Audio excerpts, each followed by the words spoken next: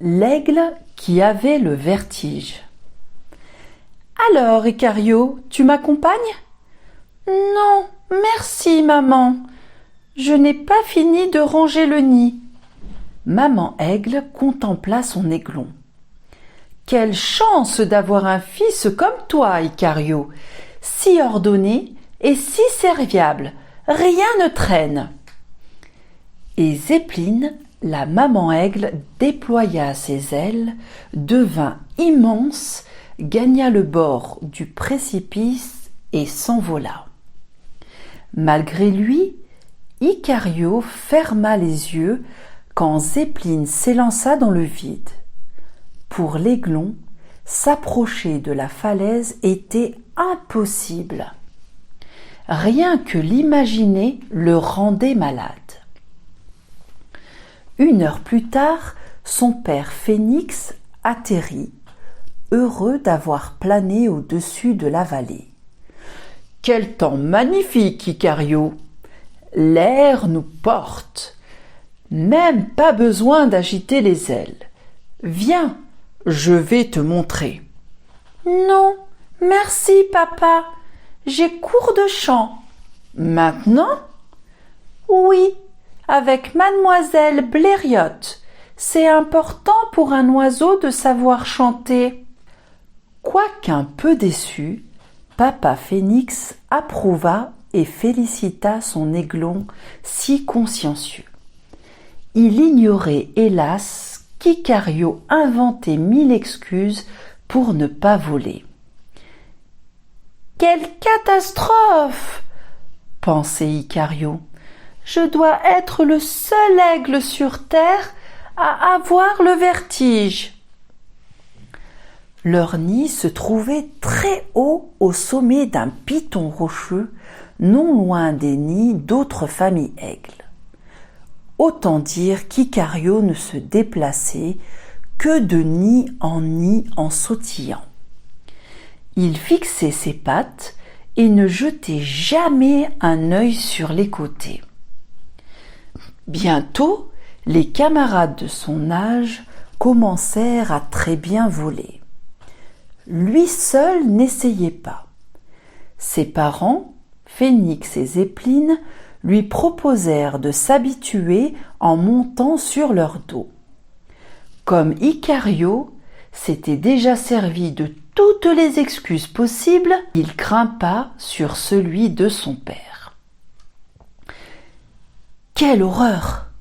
Il ferma les paupières durant toute la balade, incapable d'admirer ce qu'on lui désignait en dessous, ses serres crispées sur les plumes paternelles, terrorisées à l'idée de tomber. Maman Zéppeline, qui l'avait observé, s'inquiéta. Qu'Icario prenne son temps, d'accord, mais pas trop. Quelle vie mènerait-il s'il ne quittait jamais le nid ? Ce matin-là, alors qu'il nettoyait le nid avec une branche séchée, Icario se trouva soudain face à un petit escargot. Il avait surgi de la paroi et rampait lentement sur le promontoire. « Bonjour, dit Icario. Comment t'appelles-tu ? Adagio. Et d'où viens-tu, Adagio ? D'en bas. Je suis né sur le mur, à côté de la ferme. Désormais, j'explore le vaste monde. J'adore voyager, pas toi ? Icario évita de répondre et proposa à Adagio d'excellents pissenlits qui poussaient à proximité. Le petit escargot et le petit aigle devinrent amis. Adagio, un vrai baroudeur, parcourait les sentiers, les rochers, les parois. « Quelle chance tu as d'être un aigle, Icario ! Tu iras beaucoup plus loin que moi en peu de temps. Comme je t'envie !»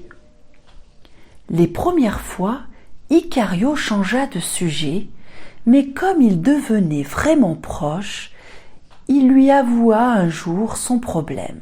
« J'ai le vertige, Adagio. »« Tu as peur du vide ?»« J'ai peur de moi dans le vide.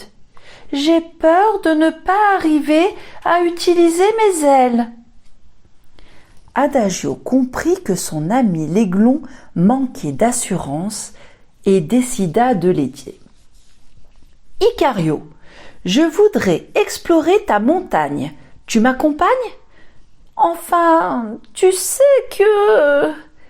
J'ai parfaitement confiance en toi. Tu es un aigle.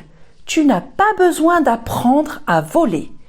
Est-ce que moi j'ai appris à glisser ? » Ils s'approchèrent ensemble de la falaise.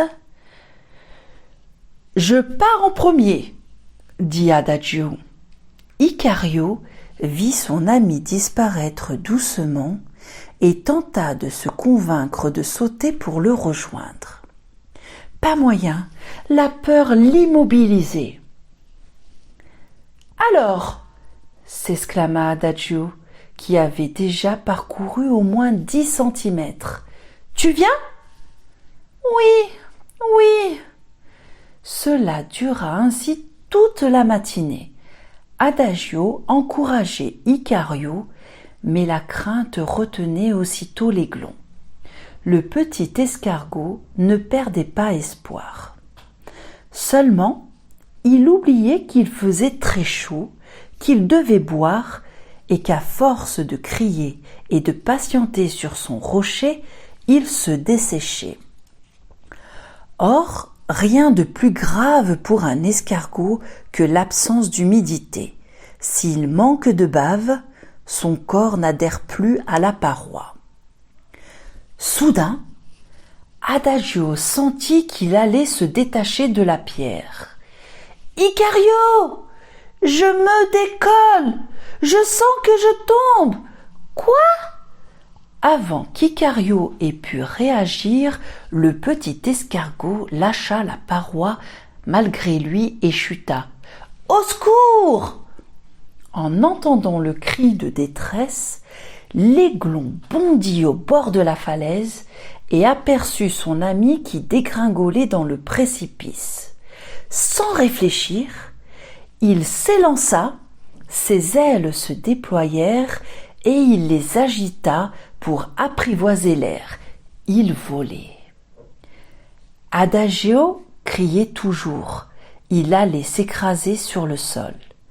Mais à la dernière seconde, il se sentit soulevé dans les airs. Icario l'avait attrapé dans son bec. Il était sauvé. Depuis ce jour, non seulement Icario et Adagio ne se quittèrent plus, mais ils voyagèrent beaucoup. Parfois, les autres oiseaux qu'ils doublaient pensaient qu'ils rêvaient. Un escargot sur le dos d'un aigle, impossible. Pourtant, c'était bien ce qui se passait. Un escargot qui ne volait pas avait appris à un aigle comment voler. L'amitié fait de belles choses.